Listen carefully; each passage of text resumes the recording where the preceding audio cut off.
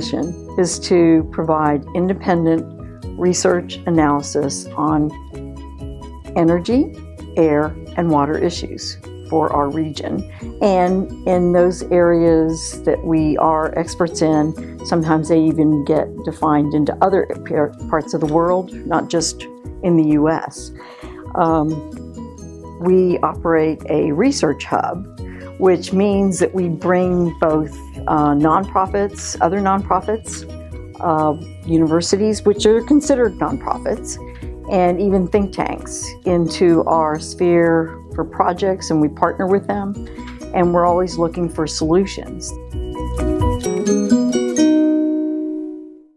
I've always been service-oriented individual and, did Girl Scouts, 4-H club, volunteered in every avenue you could think of in high school and college.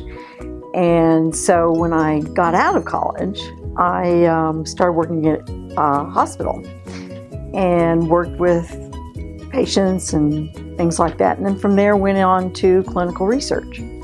So you could say I've always been ready and planning to do something like this. I just like helping people. Every day is a different day. And so I would say my primary responsibility is cash flow. And cash flow affects, the new funding coming in, which is through sponsored programs, because as a nonprofit focused on research, most of our funding is either federal, state funding, or else it's private organizations. But it's based on outcomes in the type of research that we're doing. Rice has really helped me in my self-confidence of what my role is and understanding the full implications of that role and how we work together within the different departments to better benefit the organization as a whole.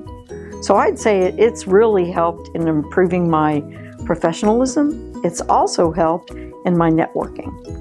The instructors at Rice have been extremely helpful. We can, once I've met them, I know I can always go back to them for advice, and that's worth $1 million.